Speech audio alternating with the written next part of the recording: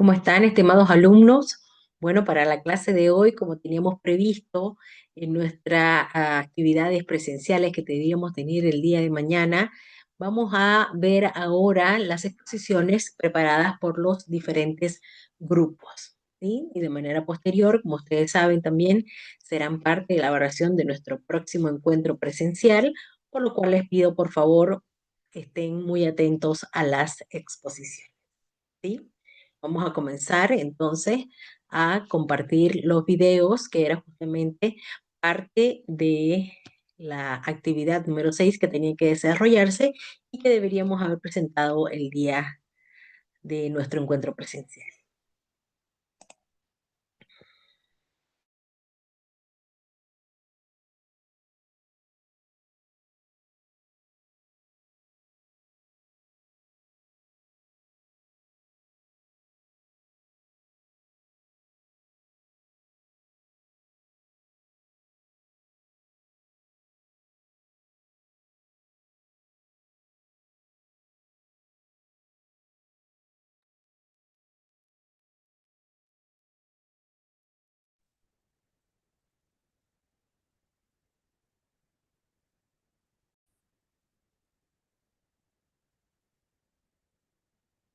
Vamos a comenzar con el grupo que tiene el temario de infanticidio.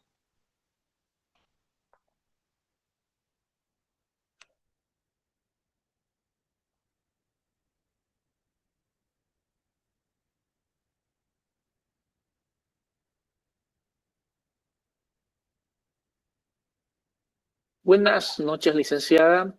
Mi nombre es Michael Roca. En esta oportunidad nos ha tocado exponer la actividad 6, que son los conceptos fundamentales de la medicina legal y forense en Bolivia. Nuestro caso en particular es el infanticidio.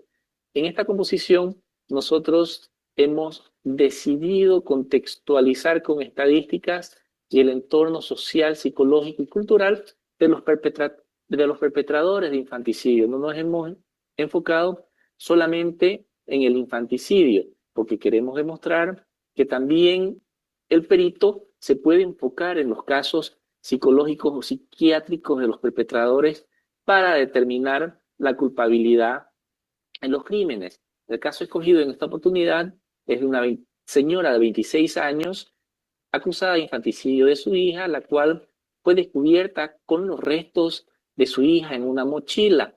Cuando los comunarios la revisaron, descubrieron las partes de su hija y fueron a su casa a revisar para encontrar los restos desmembrados de la niña y parcialmente quemados.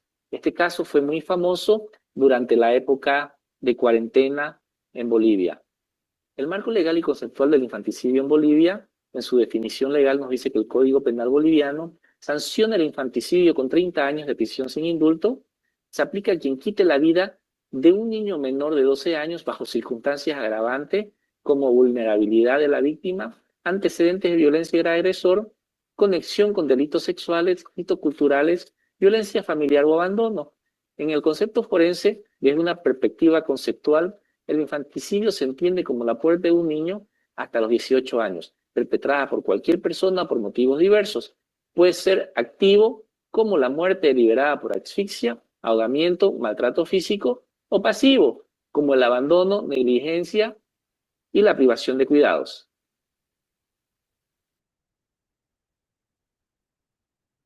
Dando continuidad con la exposición, desde el año 2014, en Bolivia se ha notado un aumento preocupante en los casos de infanticidio. Aunque las cifras oficiales no siempre son completas, al revisar las noticias se puede notar que los casos han ido aumentando, especialmente en los años 2017 y 2018. Por otro lado, la violencia no llega a causar la muerte. Casi no se reporta a menos que las lesiones sean muy graves. Esto nos hace pensar que el problema es mucho más grande de lo que muestran las estadísticas. Problemas familiares y económicos. La pobreza extrema y el abandono por parte de la pareja son factores que pueden llevar a cometer un infanticidio, porque la persona siente que no tiene los recursos ni la capacidad para cuidar a sus hijos en medio de tantas dificultades. Arranques de nervios y disciplina. Muchas veces cuando un niño tiene un mal comportamiento o un llanto constante, algunos padres o padrastros justifican sus acciones violentas, diciendo que están disciplinando al menor. Abuso de sustancias y encubrimiento. Bajo el efecto de estas sustancias, ya sea alcohol o drogas, los padres descuidan a sus hijos o se vuelven violentos contra ellos. Además, muchas veces intentan ocultar lo que realmente ocurrió, dando explicaciones falsas sobre las causas de la muerte. Esto complica las investigaciones y la verdad que sale a la luz. Continuando con lo que son factores culturales, ritualísticos y tradicionales, es importante tomar en cuenta que en diferentes comunidades de Bolivia, principalmente indígenas como aymaras y quechuas, existen diferentes creencias en las cuales pueden generar infanticidio, tanto activo como pasivo, como por ejemplo hijos fuera del matrimonio, niños que hubiesen nacido con discapacidades físicas que sean evidentes, que son considerados como mal agüero o mala suerte dentro de la comunidad. Así también, otro aspecto muy importante es la presencia de madres, adolescentes, solteras, que puede ser visto como manera de deshonra familiar, y esto puede ocasionar que directamente se genere un infanticidio como un acto desesperado frente al estigma y la exclusión social que se genera. Así también, culturalmente existe la preferencia de los hijos varones o los primogénitos, y esto puede generar un abandono o maltrato frente a recién nacidos de sexo femenino. Otro factor muy importante es la falta de educación sexual y reproductiva dentro de la línea escolar y principalmente en lo que son áreas rurales. Así también otro factor muy importante, hay que tomar en cuenta los que son de salud mental, es decir, diferentes problemas de trastornos mentales que dentro de un núcleo familiar no han sido tratados, como por ejemplo depresión postparto o diferentes familiares que pudiesen tener psicosis también. En ese sentido, vamos a poder ir viendo que dentro del perfil demográfico para lo que son las características de los perpetradores, tenemos principalmente el núcleo familiar y que en este caso el autor más frecuente es la madre. Posteriormente puede seguir lo que es la pareja, el padre biológico o el padrastro, frente al rechazo del bebé por situaciones patológicas como celos o ataques de ira. Y así también en el caso de niñeras, tíos o abuelos. Esto es muy importante tomar en cuenta que desde el punto de vista médico legal o forense, todos estos factores asociados a las diferentes pericias de los informes forenses, las pericias psiquiátricas y psicológicas, nos van a permitir determinar la imputabilidad o la responsabilidad. Y en este caso se ha visto que las modalidades más comunes en Bolivia pueden ser la asfixia, el abandono de los recién nacidos y según el Observatorio Boliviano de Seguridad Ciudadana, ya para el 2024 se evidenció que los casos de infanticidio se han dado el 58% dentro del núcleo familiar. Continuando con la exposición, mi nombre es Lizeth Vargas. Veremos sobre las reacciones sociales y consecuencias legales. Repudio social y exigencias de penas. Cuando se noticia un caso de infanticidio, los cuales son delitos contra la vida, y estos son considerados delitos de violencia extrema, la sociedad boliviana expresa con repudio y condena exigiendo penas más severas, como cadena perpetua o pena de muerte, mostrando una fuerte demanda colectiva de justicia. También tenemos la segregación carcelaria y extorsión. Aquellos acusados de infanticidio sufren rechazo, maltrato y extorsión por parte de otros internos en las cárceles. Estos son extorsionados económicamente, lo que refleja una violencia constante dentro del sistema penitenciario. Tenemos también la violencia y abandono para las mujeres acusadas. Estas mujeres acusadas de infanticidio enfrentan discriminación y violencia en prisión y abandono familiar. Son castigadas por su rol de no cumplir con el rol de madre. Siguiente diapositiva. Infanticidio en el contexto de la pandemia 2020. Bueno, en la gestión 2020 en Bolivia se reportó la muerte de 66 niños por infanticidio y siendo La Paz el mayor número de muertes por infanticidio. A continuación veremos en líneas de tiempo un caso de infanticidio Este caso se registró el 4 de diciembre del 2020 en la comunidad Incachaca, en el departamento de La Paz, donde comunarios hallaron los restos desmembrados de una niña. El reporte se hizo el 9 de diciembre del 2020.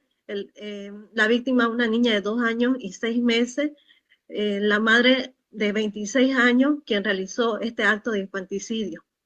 ¿Cuál fue el modus operandi de este caso? La madre desmembró el cuerpo de la niña con un arma punzante, intentó también quemar los restos de la misma. La causa de la muerte fue un shock hipovolémico. Consecuencias legales. La madre fue remitida preventivamente a un centro penitenciario femenino de Obrajes y días después a un centro psiquiátrico. Muy buenas noches, doctora. Mi nombre es Gilberto Ariel Ortuño Tomasi y voy a proceder a hacer el análisis del certificado forense, médico legal forense que fue emitido a requerimiento del Ministerio Público para poder determinar las causas precisas y específicas de la muerte de la víctima. Entre los datos que tenemos son los datos de identificación de la víctima, que los nombres quedan en reserva por ser menor de edad, ya que ella tenía 2 años y 6 meses. Sobre el perpetrador tenemos el nombre de la señora María Cristina Choque Quispe, de 26 años, sexo femenino, que sería la madre biológica. En los hechos que originan el peritaje es la presente autopsia médico-legal, es a raíz que el Ministerio Público inicia una investigación por el delito de infanticidio, toda vez que se encuentran restos de un cuerpo de una niña con signos de violencia extrema.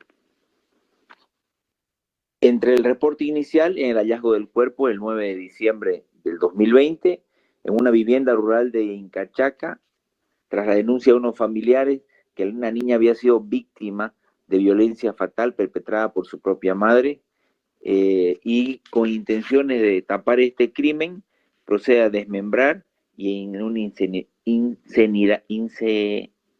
incineración parcial del cuerpo. Según vecinos, existían antecedentes de conflictos familiares y posibles trastornos psíquicos no tratados. La metodología pericial se cumple con la cadena custodia, las técnicas aplicadas y la evidencia de recolección. En el examen médico legal, en la autopsia, se pueden identificar lesiones, tanto externas como internas. En las lesiones externas es la amputación de 4 partes, cabeza, brazos y piernas, y en las lesiones internas sería en la cavidad craneal y en el tórax.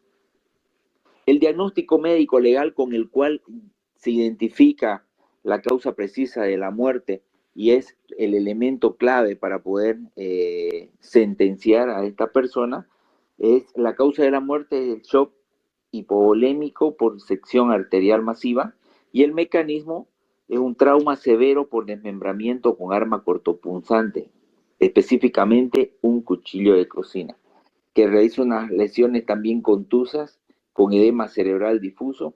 Estas lesiones fueron realizadas mientras la víctima se encontraba viva, y posterior a eso, cuando el cuerpo ya estaba sin vida, se realiza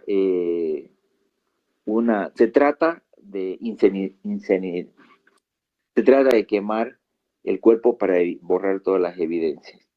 Desde el contexto perfil criminológico, las lesiones son de naturaleza con violencia y ensañamiento para desmembrar el cuerpo con un arma doméstica, y la agresión contundente inicial con golpes en el cráneo. Esto en cuanto se tiene como informe forense, con el cual da que se llega a un infanticidio estipulado en el artículo 258 del Código Penal boliviano, con una sentencia de 30 años de presidio a quien lo realice. Esto en cuanto podemos explicar al respecto del tema, doctora. Muchas gracias, compañeros, por la exposición. Muchas gracias, licenciada, por su tiempo y escucharnos. Tengan muy bonito día.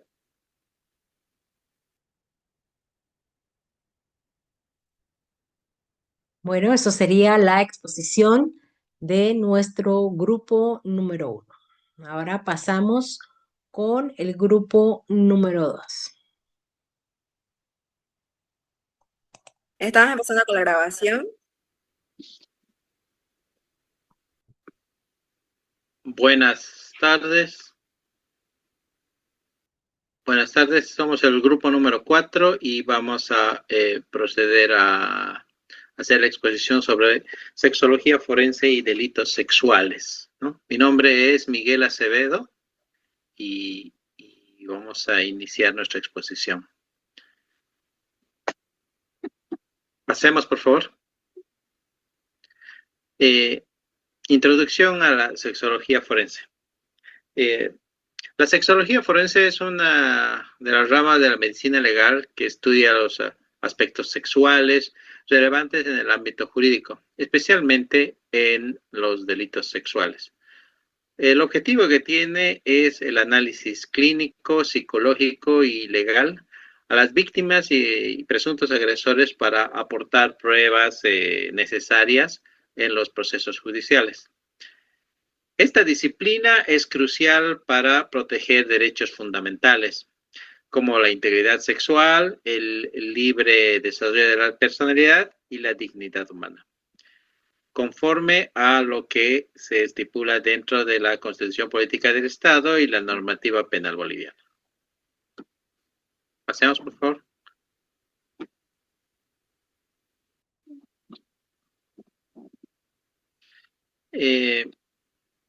Concepto y campo de acción.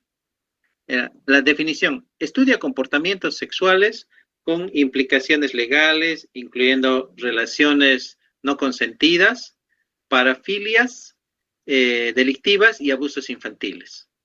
¿Qué importancia tiene dentro del campo legal? Impide identificar alteraciones sexuales, permite, evaluar a víctimas y agresores y emitir dictámenes periciales esenciales en los procesos judiciales, ¿no?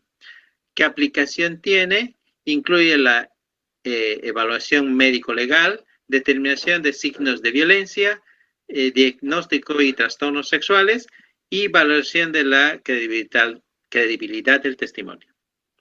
Pasemos.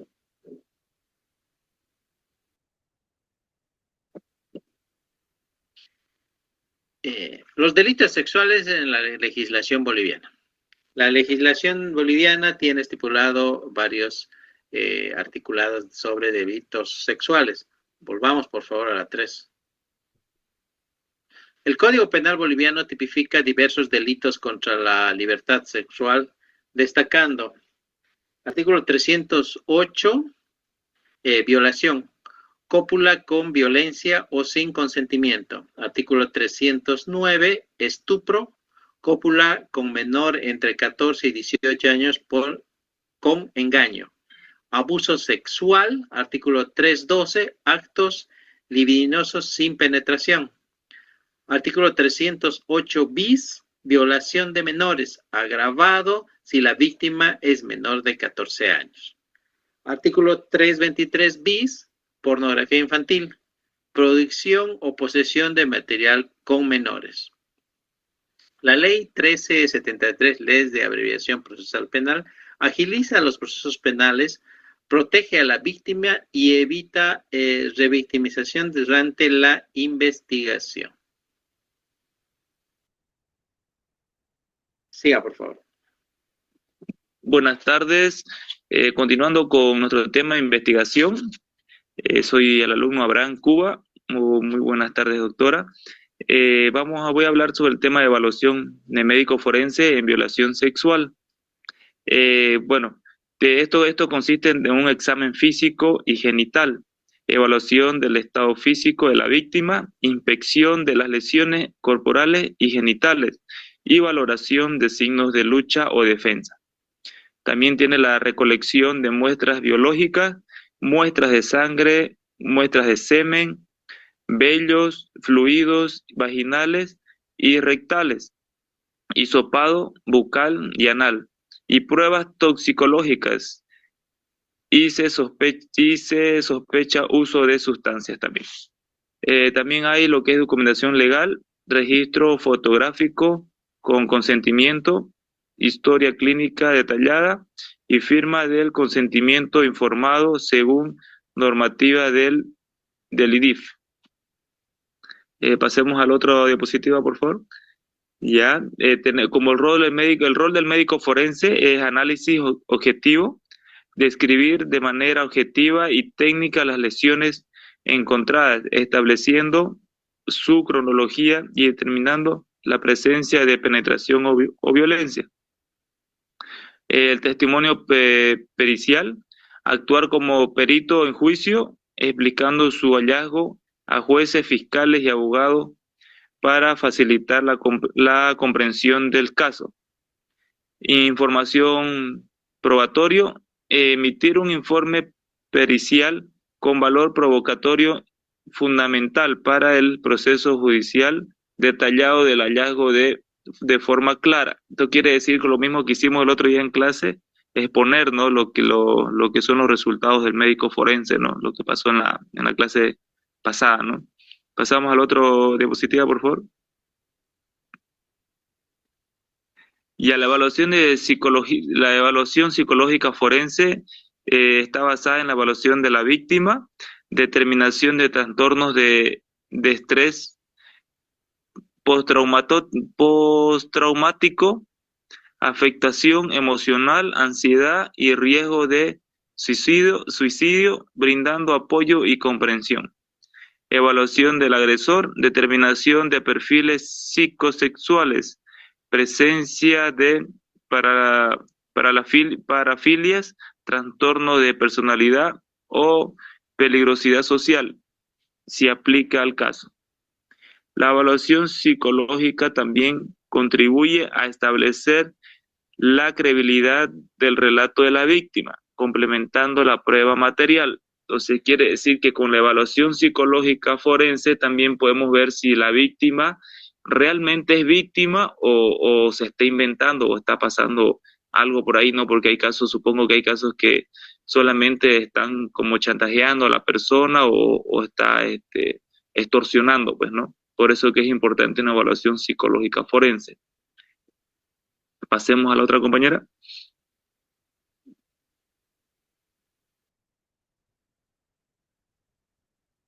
Eso expone la próxima compañera. Le paso la voz.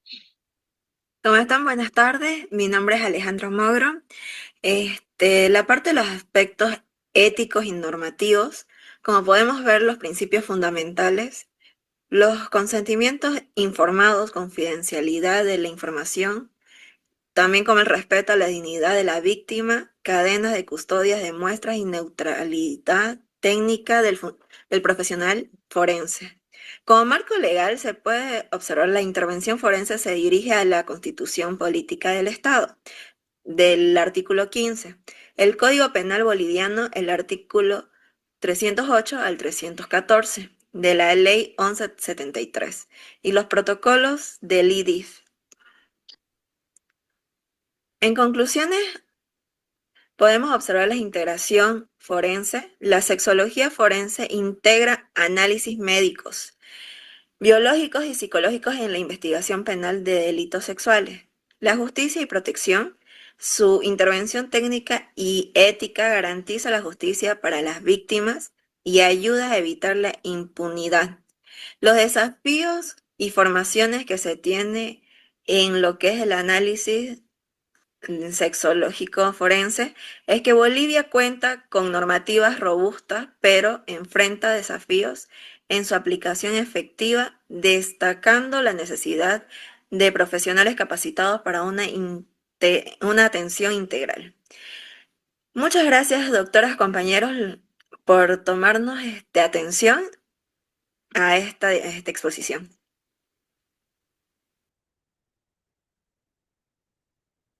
Muchas gracias, grupo. En este sentido, vamos a pasar al siguiente tema, ¿sí? Ya después comentaremos respecto a un resumen de los temas expuestos.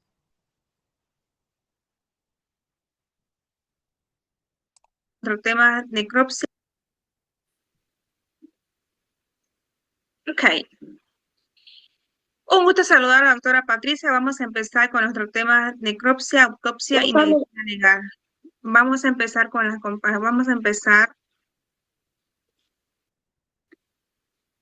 con la compañera Cintia. Por favor, ¿pueden esta su cámara? ¿Puede proseguir? ¿De nuevo? Sí. Buenas noches, doctora. Vamos a explicar sobre los conceptos fundamentales de la medicina legal y forense. ¿Qué es la autopsia en la medicina legal? El término autopsia proviene del griego autos, es uno mismo, y opsi, que es mirar, ¿no? Traducirse como ver uno mismo. En definición, el procedimiento médico que se realiza es el procedimiento médico, ¿no?, que se realiza sobre el cadáver con el fin de determinar la causa, el mecanismo y la manera de la muerte. La necropsia, ¿qué es una necropsia? Una necropsia es un examen post-mortem que se realiza en cadáveres con el objetivo de obtener una información, ¿no?, sobre las causas y circunstancias del fallecimiento. Este procedimiento incluye la inspección visual del cuerpo, el análisis interno de los órganos y la realización de las pruebas de laboratorio complementarias. La importancia en la administración de justicia. La autopsia médico-legal es una herramienta en la investigación, ya que nos permite, ¿no?, determinar la causa y el mecanismo de la muerte, diferenciando entre causas naturales, accidentales, homicidas o suicidas. Identificar signos de violencia o sustancias tóxicas, contribuyendo a esclarecer delitos. Reforzar la validez de las pruebas judiciales, asegurando que los hallazgos sean admisibles en procesos penales. Proteger los derechos humanos, garantizando que las muertes sospechosas sean investigadas con rigor científico. La normativa boliviana aplicable está en la ley, en los protocolos, ¿no?, del IDIP, que regulan la ejecución de las autopsias y la necropsia en investigaciones judiciales, y la ley 1173, que define procedimientos abreviados en investigaciones penales, donde la autopsia puede ser una prueba clave. Ahora mi compañero va a hablar sobre los procedimientos técnicos.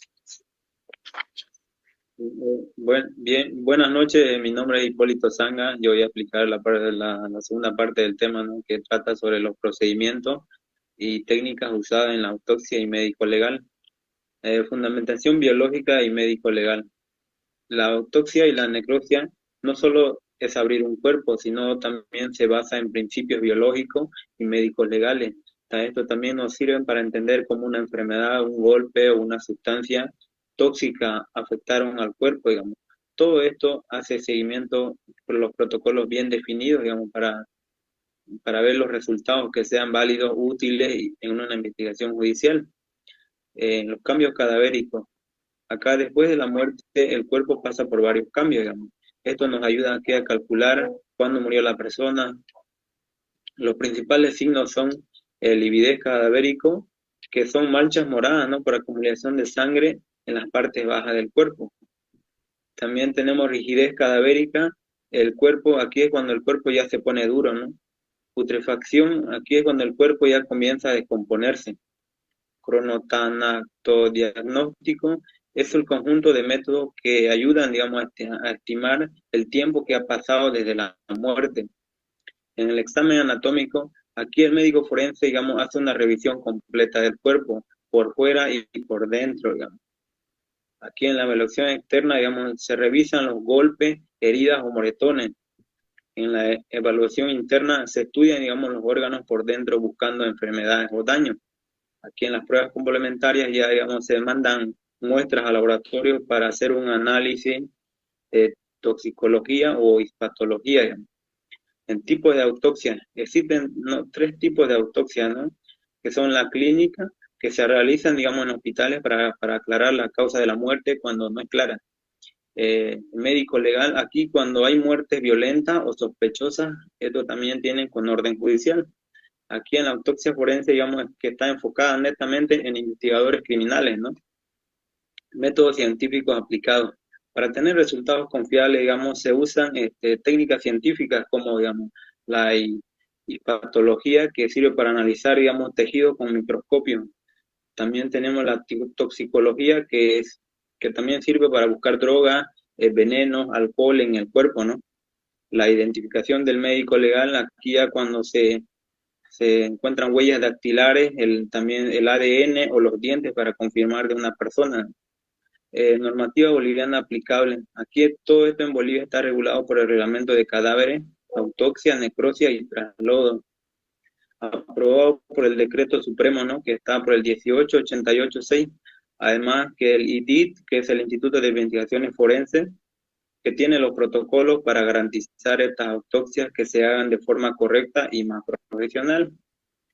Que en resumen, digamos, la autopsia no solo es un procedimiento médico, sino también es una herramienta científica, legal y muy importante, ¿no? Gracias a ella que se puede descubrir la verdad sobre la muerte y aportar pruebas, digamos, sólidas en un proceso judicial. Muchas gracias. Va a ser mi compañera.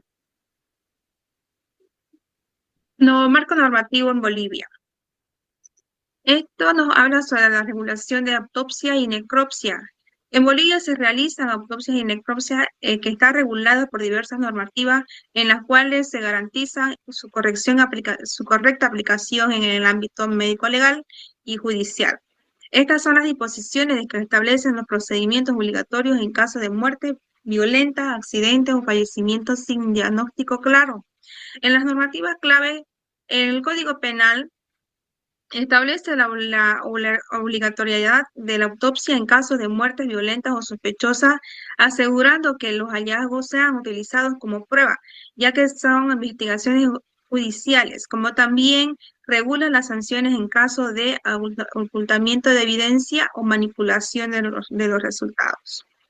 La Ley 1173, Ley de Abreviación Procesal Penal, introduce procedimientos abreviados en los cuales hacen unas investigaciones penales, ya que la autopsia médico-legal juega un papel muy importante en la cual determina la causa de muerte y la responsabilidad penal. Esta ley busca también agilizar los procesos judiciales sin comprometer la rigurosidad de las pruebas forenses. Los reglamentos de cadáveres, autopsias, necropsias, traslados y otros. Esto establece o está aprobado mediante el Decreto Supremo 18.886. Establece que los criterios y condiciones que establecen o realizan de estos procedimientos en Bolivia son reglamentos que definen la obligatoriedad de la autopsia en caso de homicidios, accidentes de tránsito y muertes naturales sin diagnóstico claro. La autorización que es requerida por la ejecución de autopsias regulando la participación de familiares y autoridades judiciales, como también los protocolos técnicos que deben seguir los médicos forenses en la evaluación del cadáver, ¿no? El IDIF juega un papel muy importante ya que es el encargado de las aplicaciones de técnicas forenses en Bolivia y sus protocolos establecen los procedimientos para la ejecución de autopsia y necropsia que aseguran la integridad de las pruebas y su validez en procesos judiciales. ¿Cuál es la importancia de la regulación que existe en un marco normativo sólido que permite cuáles se llegan a garantizar la transparencia en investigaciones criminales, evitando las manipulaciones o alteraciones de pruebas? Proteger los derechos de la víctima y sus familiares, con las cuales aseguran que las muertes sean más que todo sospechosas, investigadas con rigor científico. Y también como para establecer o fortalecer la administración de justicia proporcionando evidencia objetiva para la resolución de los casos penales. Siguiente, por favor. A continuación tenemos los casos aplicables, como las muertes violentas y sospechosas.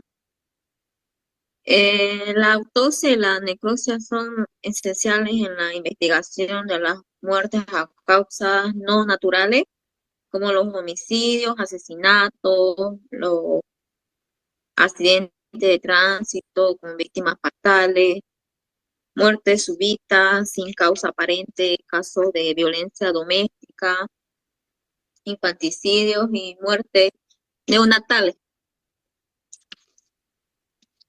Como los procedimientos de investigación judiciales, están los exámenes externos, perdón, me equivoqué, de verdad. No, tranquila, compañera. Siga. Está bien, estamos bien. Ya. Levantamiento de cadáver, como segundo examen externo, el examen interno, como cuarto recolección de muestras, como quinto paso sería el informe de la autopsia. La importancia en la administración de justicia.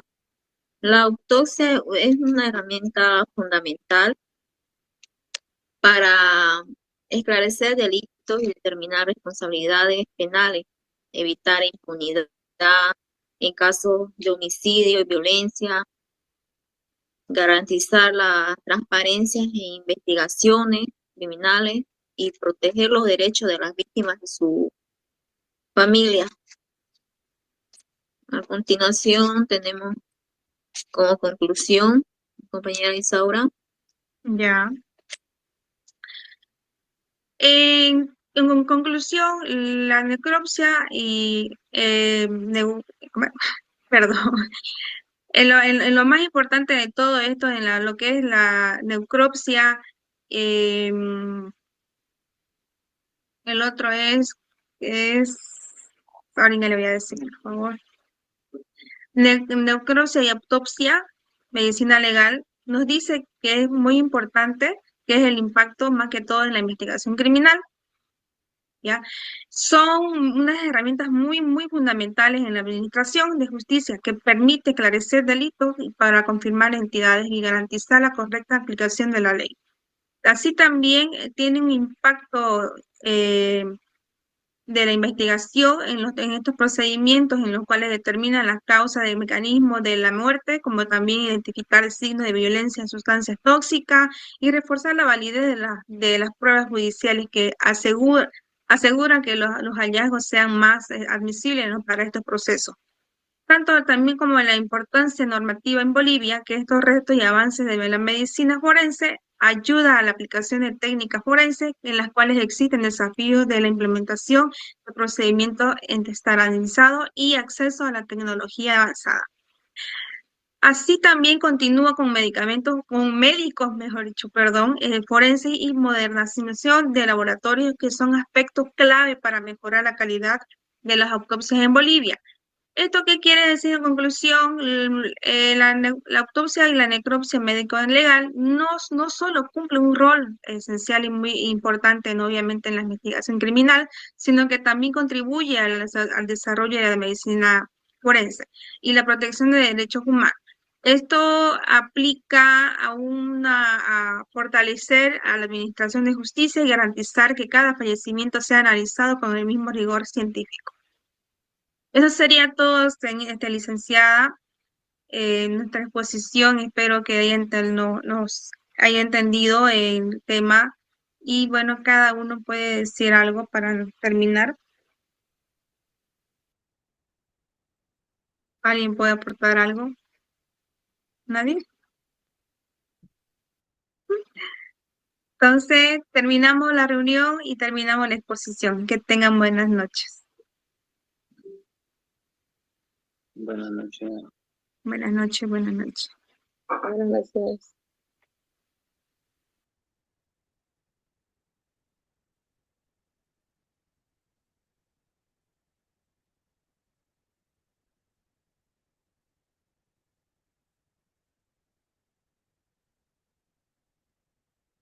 Ok, entonces ya tenemos la exposición del grupo ya 3 y vamos a dar curso a la exposición del grupo 4. Vamos a ir cerrando las pantallas. Y si tienen alguna pregunta, por favor, bueno, váyansela anotando para que el próximo presencial o lo ponen directamente al grupo, ¿sí? Este sería el grupo 4.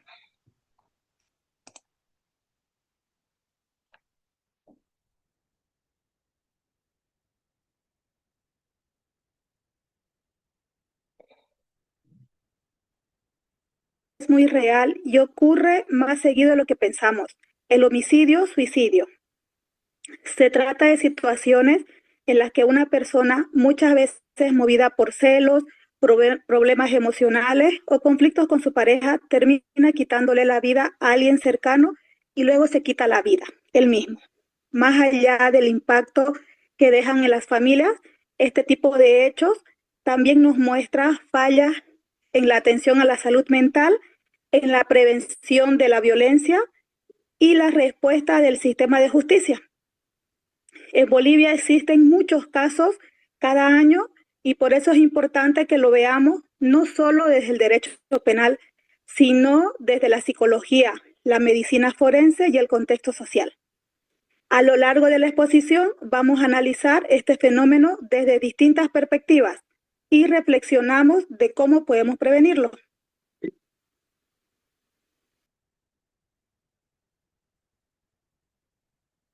Los fundamentos biológicos y la salud mental.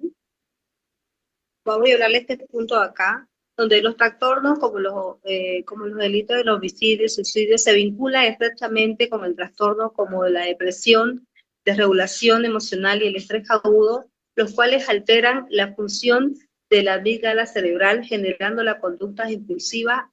En Bolivia, la falta de acceso a la salud mental preventiva, especialmente en varones, agrava el riesgo. El abandono institucional de la salud mental impide el tratamiento integrado que acuden al sistema de salud en situaciones extremas. Como señaló un testimonio en un foro boliviano, te dan pastillas, pero no te ayudan a entender ni sanar lo que estás viviendo. Esto demuestra que no hay la atención suficiente, no siempre es humana.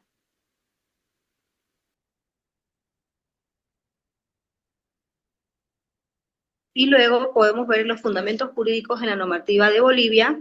El marco normativo nacional establece que la ley 348 es la ley integral que garantiza a las mujeres vivir una vida libre de violencia, incorpora mecanismos de protección urgente como las medidas de protección. La ley número 1173 es una ley de abrogación procesal penal y de fortalecimiento de lucha integral contra la violencia de niñas, niños, adolescentes y mujeres.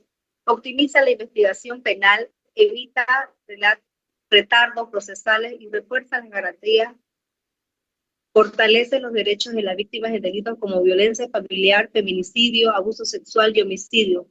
Introduce herramientas como el plazo de límites, notificaciones electrónicas, oralidad digitalizada y medidas cautelares personales. El Código Penal también tipifica en el artículo 251, el homicidio. Podemos decir que la persona que matare a otra será sancionada con presidio de 10 a 20 años. Si la víctima del delito resultare ser niña o niño adolescente, la pena será de 14 a 25 años. Esto está tipificado en el artículo del Código Penal, también como en el artículo 256, que nos habla del homicidio, suicidio. Nos dice que la persona que instigare a otra al suicidio o le ayudare a cometerlo si la muerte se hubiera intentado consumado, incurrirá en la reclusión de 2 a 6 años. Si con motivo la tentativa se produjeran lesiones, las sanciones de reclusión serán de 1 a 5 años. Aunque hubiere mediado consentimiento de la víctima, el doble suicidio se incorporará al sobreviviente de pena de reclusión de 2 a 6 años. Cuando una persona cometa suicidio como consecuencia de una situación de violencia, la agresora o agresor será sancionado con una privación de libertad de 10 años. Y si la víctima del delito, en cualquiera de los casos del presente artículo, resulta de ser niño, niño, adolescente, la pena se agravará en 2/3. Estos son los fundamentos jurídicos y normativos en Bolivia. Protocolos del IDIT, continuando con la exposición. El IDIT es un instituto de investigaciones forense en Bolivia, que es una entidad descentralizada del Ministerio Público, del cual esta se encarga de realizar las pericias científicas y técnicas en el ámbito penal. Su labor es totalmente fundamental para el esclarecimiento de hechos delictivos mediante el uso de la ciencia forense. Para garantizar un proceso técnico también objetivo y eficiente, el IDIT ha establecido protocolos estandarizados que regulan la recolección de evidencia, atención a víctimas y emisión de dictámenes periciales. Es muy importante la labor del IDIT. Uno de los principales protocolos relevantes del IDIT es, tenemos el protocolo de atención en las 72 horas de delitos contra la vida, feminicidios, infanticidios, el protocolo de cadena de custodia, protocolo de valoración de médico forense, protocolo de evaluación psicológica forense. Dentro del punto 1 del protocolo de atención en 72 horas, como lo dice su nombre, durante 3 días, es muy aplicable en casos también de homicidio-suicidio. También esta nos permite una intervención rápida, articulada, de fiscales, médicos forenses y, por qué no decir, psicólogos, ¿no?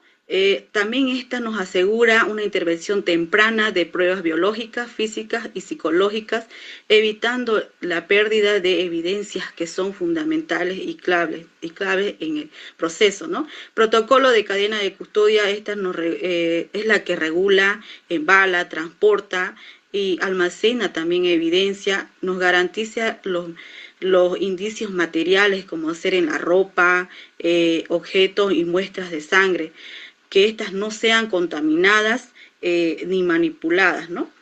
Es vital tanto en el hecho de este delito de homicidio-suicidio, ¿no? En lugar del hecho se pueden presentar indicios tantos mezclados entre la víctima y el agresor. También tenemos el protocolo de valoración médico forense, en el punto número 3. Esta suele aplicarse más a delitos sexuales. Su metodología se adapta para revisar el estado físico de los cuerpos, las lesiones, ¿no? Ya sean graves, gravísimas o leves, las señales de defensa o lucha, ¿no?, que ha tenido la víctima. Y también esta incluye exámenes toxicológicos, biológicos y la necropsia, ¿no?, científica. Y por último tenemos el protocolo de evaluación psicológica forense, que puede aplicarse en evaluaciones post-muerte.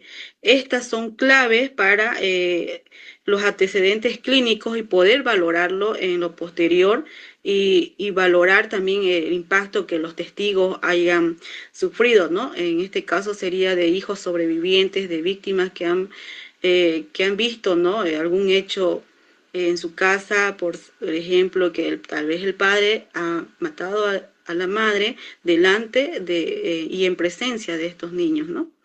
Bien, también la importancia de estos protocolos en homicidio-suicidio, tenemos la estandarización, la preservación del debido proceso, apoyo a la justicia, protección a las víctimas y familiares y el fortalecimiento institucional. Pero cuando hablamos de estandarización estamos hablando que estas aseguran las investigaciones, también tiene una metodología clara, uniforme y confiable. Cuando hablamos de preservación del debido proceso, estamos hablando que evita que la evidencia se pierda validez y sea también impugnada en un juicio. Apoyo a la justicia sería los temas de los dictámenes del IDIT, sustenta la labor del Ministerio Público y el juez también ayudado a establecer la verdad, para esclarecer, ¿no?, y establecer la verdad de los hechos. La protección de las víctimas y familiares, tenemos los casos de homicidio-suicidio, donde muchas veces hay hijos o familiares sobrevivientes, como mencionaba anteriormente. Estos protocolos también ayudan a brindar una respuesta rápida y humana, ¿no? Y por último tenemos el fortalecimiento institucional. Esta refuerza el rol del IDIT como un ente técnico e independiente crucial en la lucha contra la violencia en Bolivia. Seguimos con el fundamento médico legal forense. Ahora vamos a abordar el fundamento médico legal forense, que es fundamental para esclarecer los hechos en un caso de homicidio, suicidio. La medicina forense trabaja con diferentes áreas que nos permiten entender cómo ocurrió la muerte, qué tipo de lesiones tiene, qué herramientas se usaron y si el agresor tenía algún trastorno mental. Todo este trabajo lo realiza principalmente el IDIT y sus informes son claves cuando no hay testigos directos, como siempre suele suceder en estos casos. A continuación les voy a explicar cada uno de estas áreas. La tanatología forense se encarga de decirnos cómo y cuándo murió una persona. Por ejemplo, si el cuerpo ya estaba rígido o frío, o qué es lo que tenía en el estómago.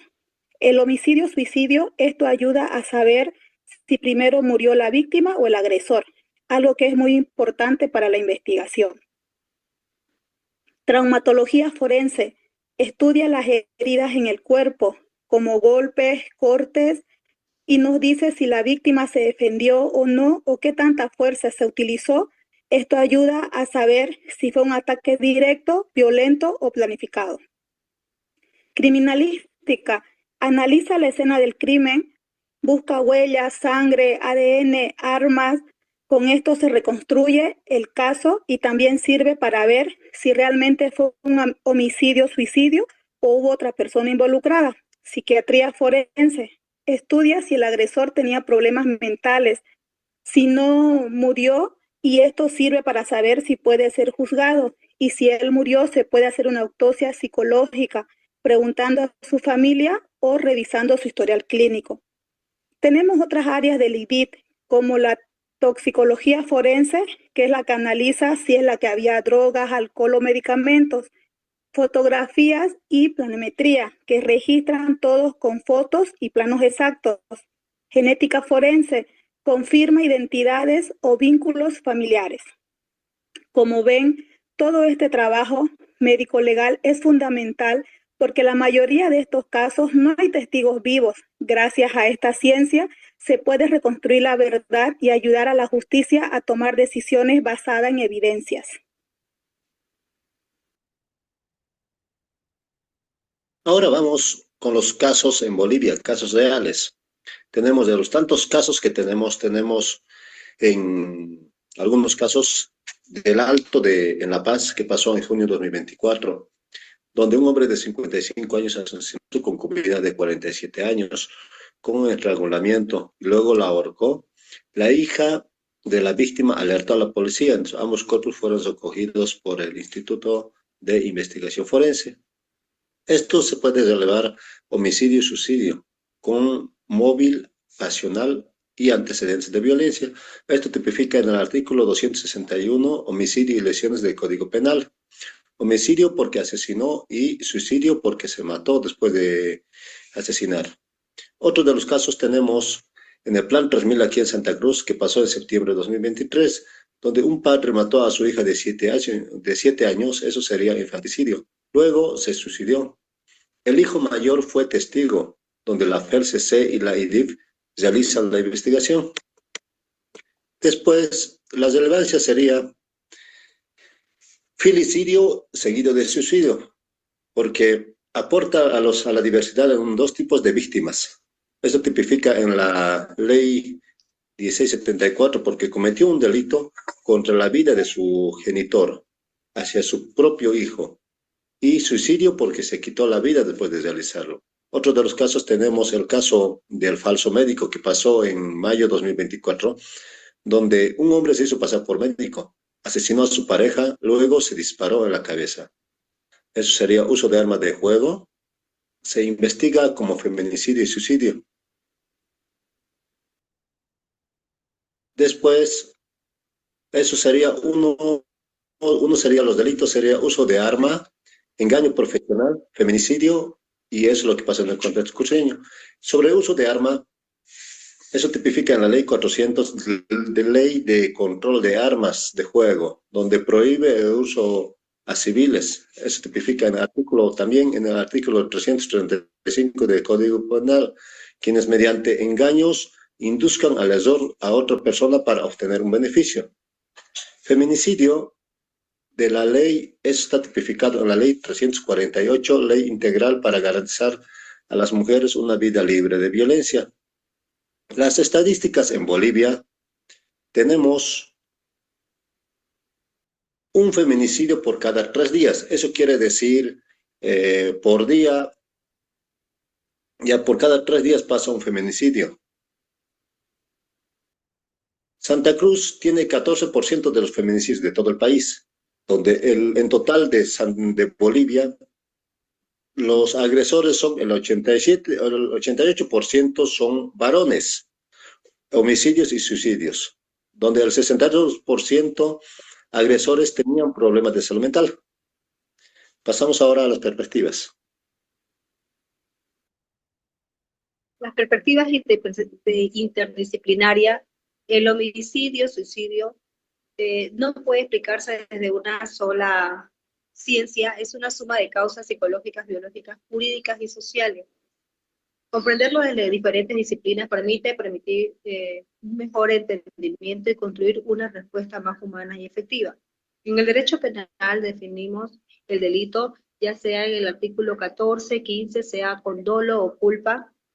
Los elementos del delito son acción, tipicidad, antijurídica, culpabilidad, imputabilidad e imputabilidad, que podemos ver también en el Código Penal, en el artículo 17.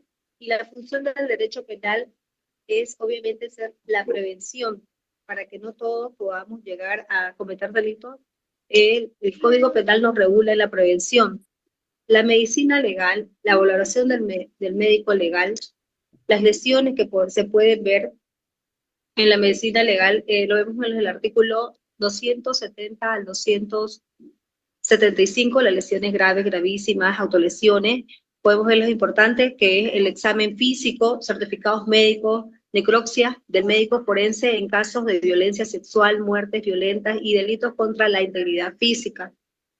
En el ámbito de psicología forense vemos las evaluaciones y los trastornos mentales relevantes y permanentes, las pericias psicológicas en víctimas y agresores, por ejemplo, el abuso sexual, violencia familiar. La sociología son factores estructurales. En el homicidio, suicidio podemos ver bastante factores también, como la pobreza, la exclusión, el desempleo, la educación, la ayuda a entender por qué en ciertos contextos sociales y culturales la violencia se naturaliza o justifica.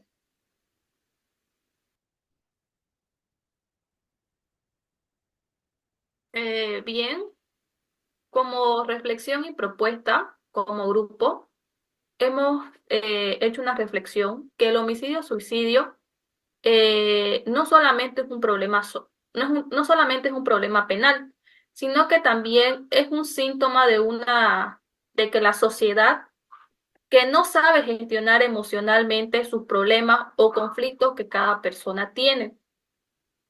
Como grupo, proponemos mejorar el acceso a la salud mental, especialmente en los varones, porque es con mayor tasa, fortalecer las denuncias oportunas y proteger a las víctimas mujeres.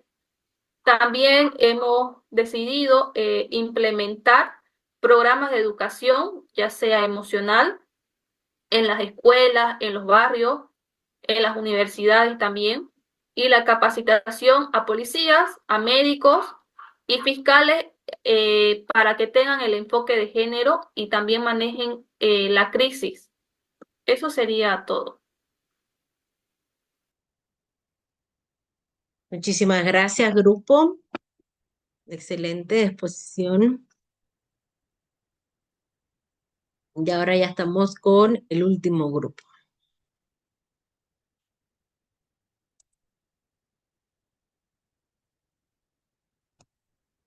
Buenos días, compañeros. Mi nombre es Arias Rodríguez Luizaga y formo parte del grupo de tanatología forense.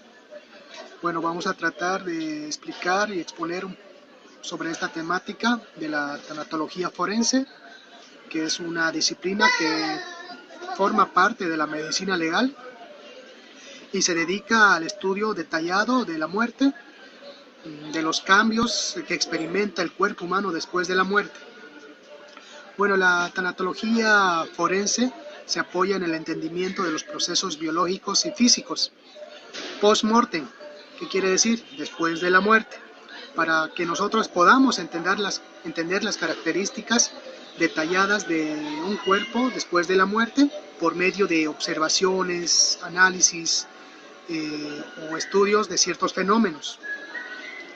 La tanatología forense es muy importante, ya que ayuda en el ámbito legal o judicial por medio de sus estudios rigurosos y precisos, que son claves para esclarecer muertes sospechosas, proporcionando así pruebas específicas para así asegurar una verdad más exacta en los tribunales judiciales.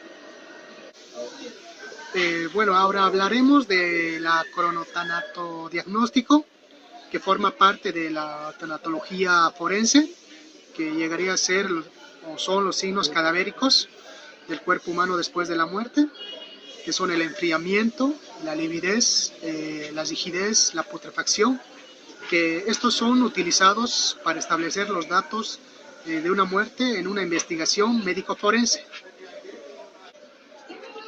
Bueno, podemos decir que el cronotanatodiagnóstico, como la tanatología forense, es una herramienta muy valiosa en la medicina forense para calcular o estimar el tiempo de muerte de un cuerpo.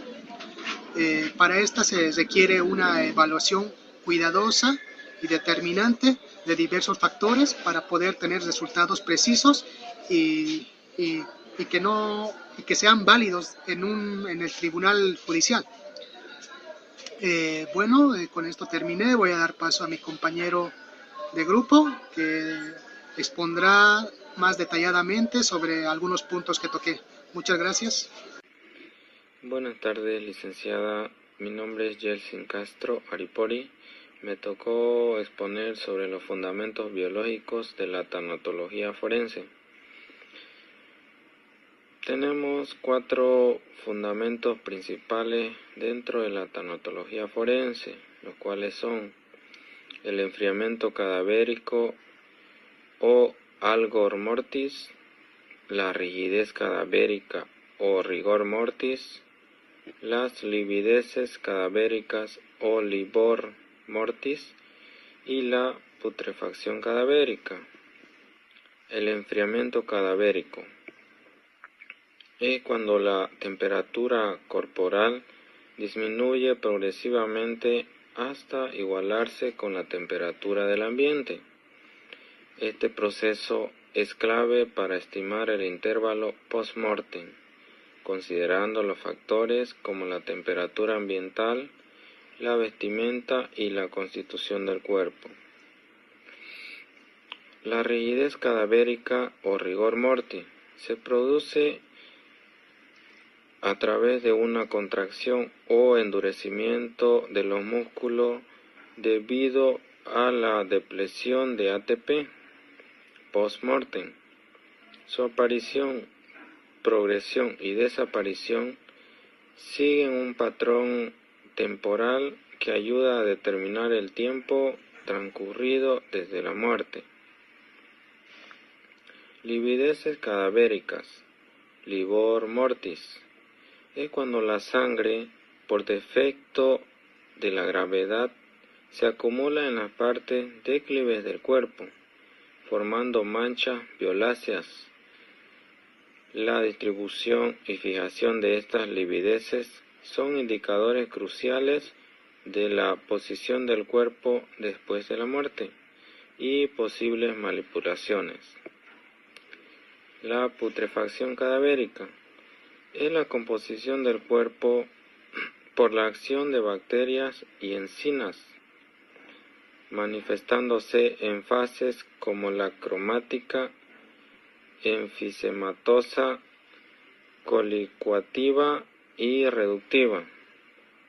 El estudio de estas fases proporciona valiosa información sobre el tiempo de la muerte y las condiciones ambientales.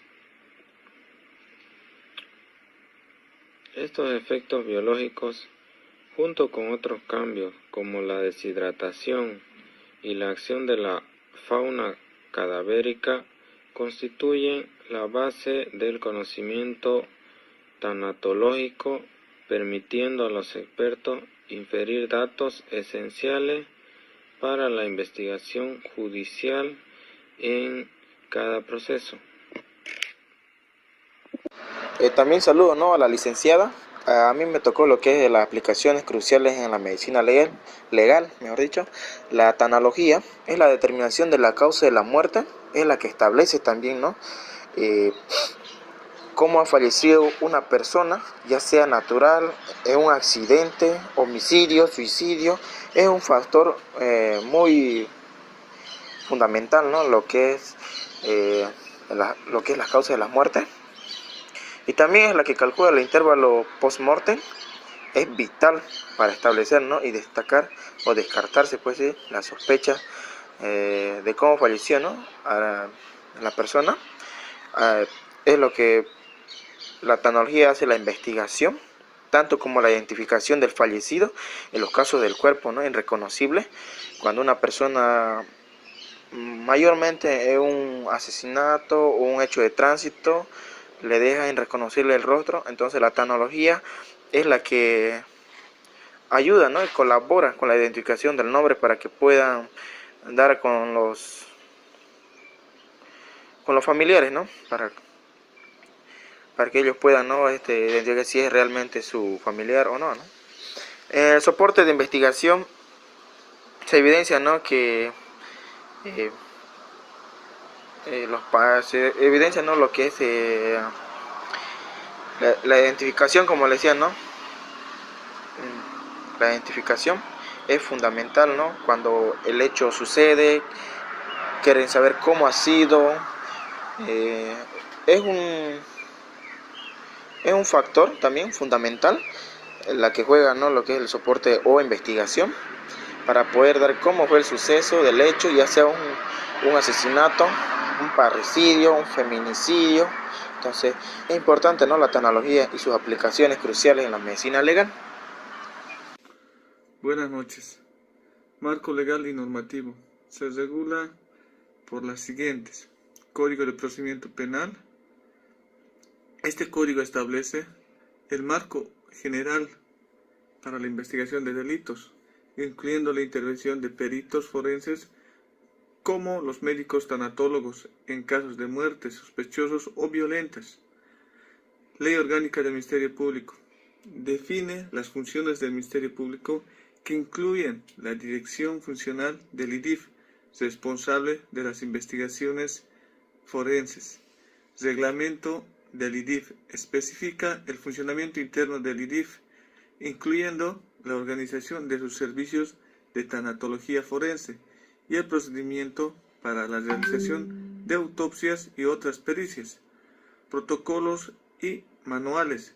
Se realizan protocolos y manuales específicos para la realización de autopsias, análisis de evidencia y elaboración de informes periciales, garantizando la calidad y uniformidad en las investigaciones. En Bolivia, la tanatología forense, que es la aplicación de conocimientos médicos para determinar las circunstancias de la muerte en un contexto legal, se rige por el Código de Procedimiento Penal y otras normativas que regulan la actuación del Instituto de Investigación Forenses, IDIF, y los médicos forenses. El IDIF, como parte del Ministerio Público, realiza pericias tanatológicas para esclarecer la causa, manera y tiempo de la muerte en casos judiciales. Buenas, vamos a hablar sobre la importancia de la tanatología forense en el ámbito judicial. Podemos explicar de que la tanatología forense es crucial para la determinación de una muerte, si fue natural o fue accidental, o suicida o homicida, proporcionando un pilar fundamental para las resoluciones judiciales en búsqueda de la verdad material, la justicia y la reparación. Los resultados de las investigaciones de los tanatólogos son vitales para la administración de justicia, permitiendo la identificación de responsables y facilita la reparación de daño y a las víctimas y a sus familiares. La prevención de delitos, el análisis detallado de las causas y patrones de la muerte contribuyen a la formación de estrategias preventivas, mejorando la seguridad pública y reduciendo la incidencia de crímenes violentos. La identificación de evidencias claves. Los tanálogos forenses identifican y analizan las evidencias en el cuerpo del fallecido, que son fundamental para la investigación judicial, aportando pruebas irrefutables para los tribunales. Buenas noches, doctora. Mi nombre es Cristian Vallejo y yo le voy a hablar acerca de los métodos y técnicas de investigación forense. La tanatología forense emplea una variedad de métodos y técnicas avanzadas para su investigación, que van desde una autopsia detallada hasta el análisis microscópico y toxicológico. Estas herramientas permiten obtener la máxima cantidad de información del cadáver, revelando datos cruciales sobre la causa y circunstancias de la muerte. Cada técnica aporta una pieza al rompecabezas de la muerte, permitiendo a los expertos construir un relato científico y objetivo que es indispensable en cualquier proceso judicial. Ahora vamos a hablar de los desafíos y avances en la tanatología forense. La tanatología forense enfrenta constantes desafíos, desde la interpretación de casos complejos hasta la adaptación, ¿no?, que vendría a ser a las nuevas tecnologías y tipos de crímenes. Sin embargo, también es un campo en constante evolución, con avances significativos que mejoran su capacidad para esclarecer la verdad. Hablando de las nuevas tecnologías, vienen con ella la integración de nuevas herramientas, como viene a ser la tomografía computarizada,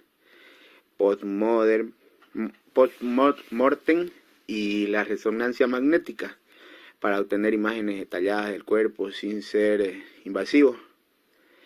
Y hablando de la genética forense, hay avances en análisis de ADN para una identificación más precisa y la detección de trazas biológicas mínimas.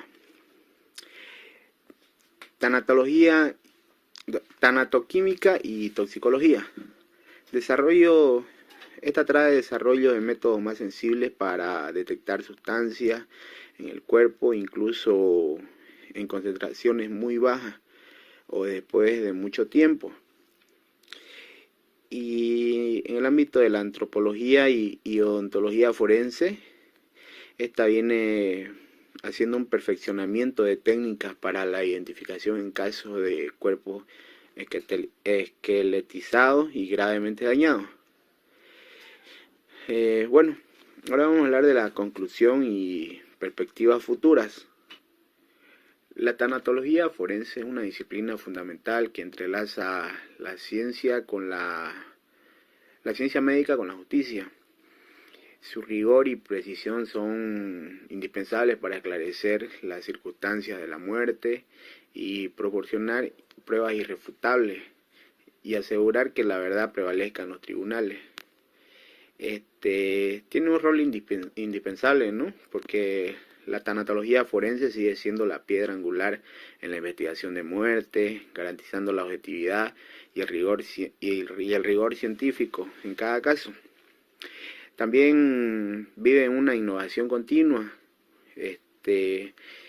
porque este campo está en constante evolución, integrando nuevas tecnologías y metodologías que prometen hacer las investigaciones aún más precisas y eficientes.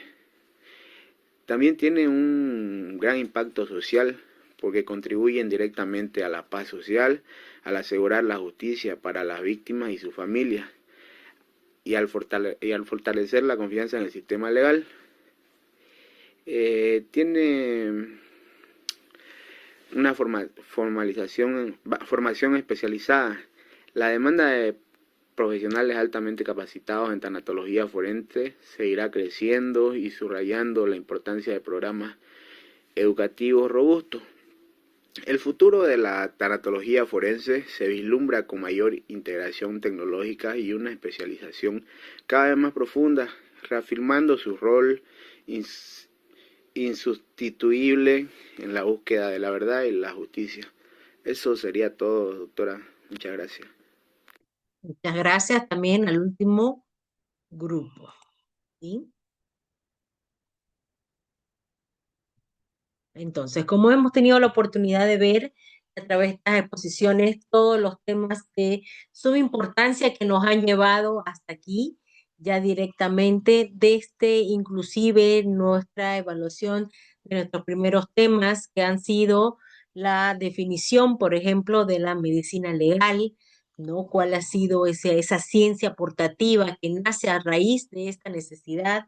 La deontología médica, que ya también vimos nuestras normativas del deber ser, ¿no? La responsabilidad médica puntualizada de estos peritos que vienen a coadyuvar justamente a todo este tipo de procesos que ustedes en los diferentes casos de las exposiciones han tenido la oportunidad de establecer. Entonces, la responsabilidad médica de este tipo de peritos no es un tema evidentemente menor. Y como hemos visto a lo largo de las clases, existen organismos que se encargan, ¿no? Como el Colegio Médico, por ejemplo, de tratar de adaptar continuamente estos aspectos de control, ¿no? Al ejercicio, no solamente en un rubro dedicado a hacer un soporte en el tema procesal o judicial, como vemos el caso de la medicina legal, sino en todos los aspectos. Ustedes saben que se puede denunciar inclusive que un médico esté ejerciendo sin licencia o que algún profesional médico no especialista esté ejerciendo pues otro tipo de especialidad. Entonces la responsabilidad médica es muy incidente, pues, ¿no? Y mucho más relevante cuando actúa esta ciencia como parte y colaboración de, en este caso, entre los procesos judiciales, porque estamos hablando de consecuencias legales que pueden haber tanto al perito médico como, obviamente, a las partes que podrían intentar manipular o mentir a través de este tipo de documentos que son emitidos por estos peritos. Como vimos, este tipo de documentos emitidos por los médicos forenses son y tienen un valor probatorio, no solamente a través de un testimonial, sino a través de cualquier documento que éste pueda emitir. Entonces, la medicina legal, todo este tema del valor de la deontología, digamos, en el ejercicio de la medicina, siendo aún más dentro el soporte de un proceso judicial, y la responsabilidad médica que existe, pues son temas que ya hemos venido dilucidando, ¿no?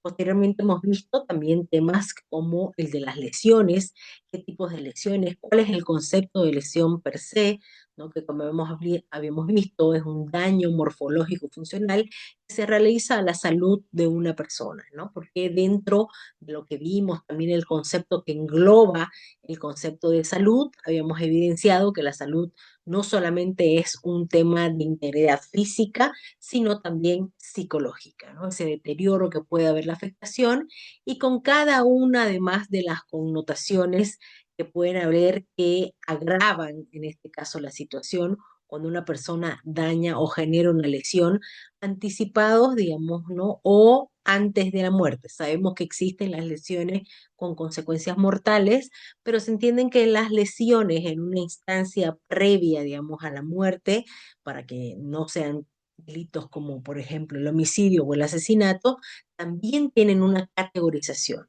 Y dentro de esa categorización puntual de la que vimos, es dependiendo el daño que realicen, con qué lo realicen, porque podemos saber y lo hemos visto, que las lesiones pueden ser realizadas a mano propia, pueden ser realizadas con un arma de fuego, perdón, con un arma blanca, ¿no? Pueden ser lesiones que se pueden considerar evidentes provenientes por el fuego, por ejemplo, a través de las quemaduras, o también de la electricidad, o quemaduras químicas también, que es una de las categorizaciones que se encuentran dentro de la doctrina para conceptualizar todo tipo de lesiones, ¿no? Entonces, las lesiones y su categorización, que además depende muchísimo por el grado de incapacidad, que es lo que establece la normativa, dependiendo del daño, ¿no? Son muy importantes y relevantes dentro de un proceso, por ejemplo, para determinar justamente cuál ha sido la afectación y las consecuencias que, por ejemplo, en el caso de un caso laboral, podrían ser para el cumplimiento de una labor o en el caso penal para la adecuación de esa conducta a un tipo penal que esté dentro de la normativa. Y lo volvemos a recalcar, sabemos que el médico forense no será quien determine, ¿no?, la comisión de un delito, pero sí él es el encargado de determinar cuál ha sido el daño puntualmente ocasionado en la salud de la persona, que es lo que coadyuvará claramente al operador de justicia o en este caso a los jueces para que puedan determinar una resolución, ¿no? Dependiendo de la materia, además, en las cuales se considera o puedan evidenciarse el tema de del proceso, ¿no? O sea, ya sea en un tema laboral, ya sea en un tema, como vimos, en un tema penal, inclusive, digamos, ¿no? A través de situaciones que se pueden evidenciar en relaciones civiles o familiares, a también determinación, por ejemplo, de protocolos psiquiátricos que se puedan necesitar para validar, por ejemplo, el caso de la voluntad de una persona. Entonces, hasta aquí hemos cumplido casi la totalidad. Y lo que hiciéramos ahora con las exposiciones es adelantarnos a ciertos temas que veremos a más profundidad en nuestro próximo encuentro presencial, como es el tema de la sexología, la importancia, ¿no? de esa determinación médica, por ejemplo, de la capacidad o de cuándo se activa un tema de la capacidad sexual, todo, inclusive para hacer el tema y conceptos dentro de las entidades como son el matrimonio, la tanatología, que es tan importante y lo veremos, ¿no? Como tal, el estudio per se de lo que llamamos muerte, que inclusive nos habíamos adelantado un poquito para ya conversar, por ejemplo, de ese tipo de conceptos, de qué es vida, ¿no? Cuándo se considera una persona viva, ¿no? A partir de cuándo se considera, según nuestra legislación, que se tiene vida y por obvios casos también determinar qué es el concepto de la muerte como tal, cuáles son los lineamientos y criterios que abordan a lo largo de esta ciencia especializada en temas de muerte. Y hablamos lo difícil y los lineamientos y los dilemas que no solamente son legales, que se presentan para determinar, por ejemplo, los casos de la muerte. Lo que hablábamos, una muerte cerebral, por ejemplo, si desconecto, no desconecto, ¿no? Y ahí entran obviamente otro tipo de variables que se deben de considerar y que no solo, como hemos visto, son legales. Bueno, espero que las exposiciones, que han sido excelentes todas, les agradezco muchísimo todo el esfuerzo y la predisposición que hicieron para la elaboración de los temas y por favor vean todas y cada una. No solamente se los voy a dejar en este video, sino que también les voy a pasar los links de cada una de las exposiciones. Gracias.